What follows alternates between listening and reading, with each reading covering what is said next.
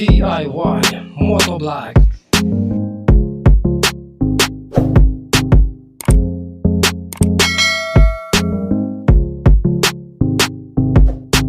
Yan, good morning mga kamotovlog, no? Another video, another vlog. So magdalalamove tayo mga kamotovlog. Tingnan natin kung magkano kikitain natin ngayong araw na ito. So meron na tayo nakuha ang first booking, no? Bali nandito tayo sa Alfonso, Cavite. So ayan sa Sulsugin. So ngayon may nakuha tayong first booking, Alfonso to Batasan Hills. Priority siya. So 791 yung shipping fee, then binayaran tayo ni Kuya via GCash 850, no?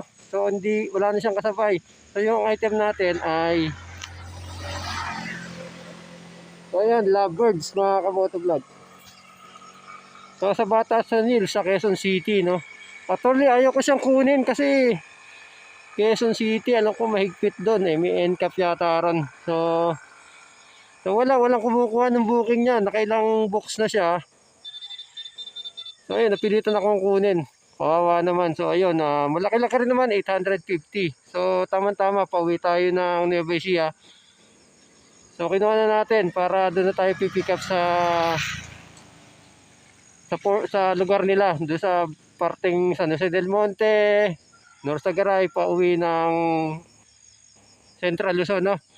So ayun mga kamotovlog, nakakuha tayo. So samahan nyo ako sa araw nito kung magkano yung kikitain natin. A few moments later. May nakuha tayong pangalawang booking, no? Papunta naman siyang Bacoor. So ano siya, Mendez Bacoor. Priority rin siya. Bali mga product. So dadali natin siya ng Bacoor. Ang shipping fee niya ay 377. So paid in cash. Binayaran na tayo dun sa pick up location. Yan, nandito tayo sa Barangay Palukpok. So ayan, drop off na natin to mga kamotovlog. Dapat daw before mag 9 ay ma-drop off na natin to. Kaso tinignan ko dun sa mapa, Google Map, 9:34 na makakarating dun sa Bacoor. So try natin kung kayang i-drop off to ng 9 o'clock. Good luck. Ayun, salamat sa Diyos. Ay mga kamotovlog, na i-deliver na natin yung second booking natin dito sa Bacoor. Nakakalaga ng 377.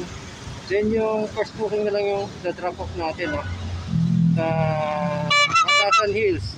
Nakakalaga siya ng 850. So bayad na pareho itong booking natin mga kamotovlog. So ngayon ang total cash on hand natin nasa 1,227 na mga kamotovlog. So paldo na tayo, no? Ayun, i-drop off natin ito mga kamotovlog. Few moments later. So ayun, i-drop off natin mga kamotovlog yung ano natin, yung first booking natin na galing Alfonso to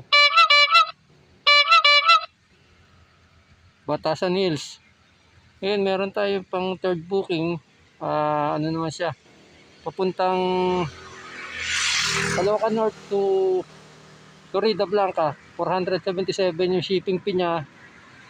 Ayun, nahanapan pa natin ng kasabay na pang fourth booking, no? Para malaki-laki yung ano natin, yung makuha natin yung kita ngayong araw na to. So hintay lang tayo ng kasabay nito. So bali 477 yung shipping fee nito papunta Florida Blanca. Kinuha natin sa Caloocan North. So maliit na item lang. So mga kamotovlog, update ko kayo kung magkano na yung kinita natin, oh. So mga kamotovlog, no, meron tayo pang 4 na booking. Nakuha natin dito sa Santa Ana, papuntang Angeles, Pampanga. Ang shipping fee niya 280. So ito siya.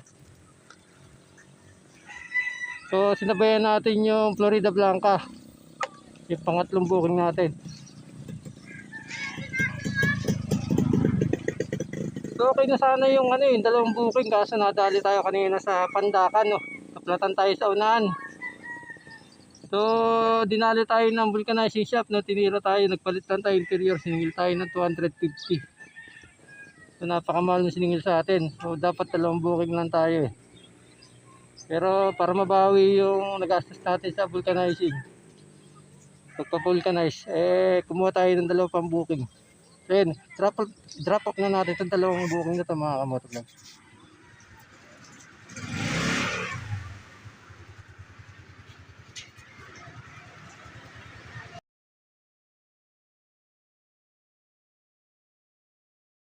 So yung mga kamotovlog doon, na-drop off na natin yung sa Florida Blanca. Ang layo mga kamotovlog.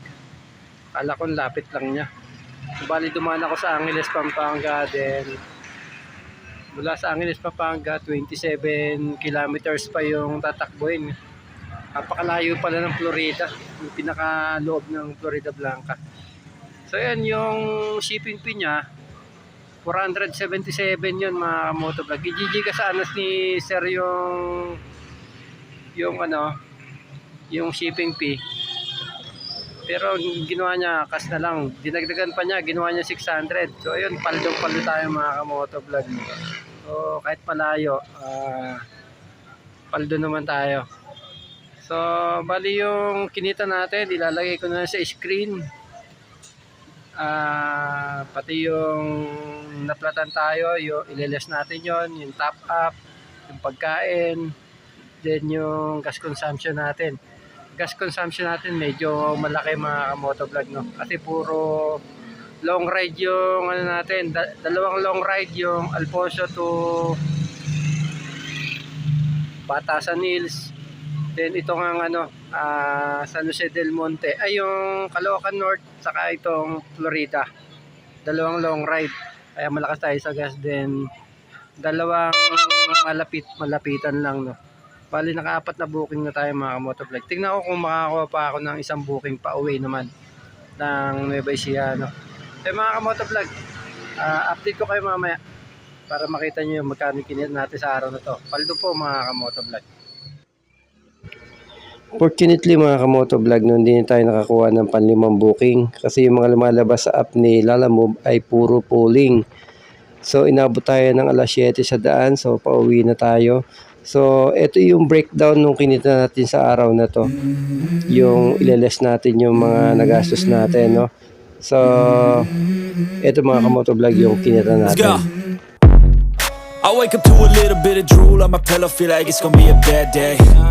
Yeah, I'm tired of shit, and the coffee ain't hit yet, damn, ain't that great. I don't wanna go to work, cause my boss is a jerk, and I'm not even that paid. I need a change in my life, cause I don't feel alive, and there's nothing that makes me happy. Hold my beer for a minute, I'm about to quit my job, cash in for a ticket. I'm going on a trip, and I don't plan to visit. I'm gonna stay there till I feel like I'm winning, and this is just the beginning. I need a big change, help me feel like living.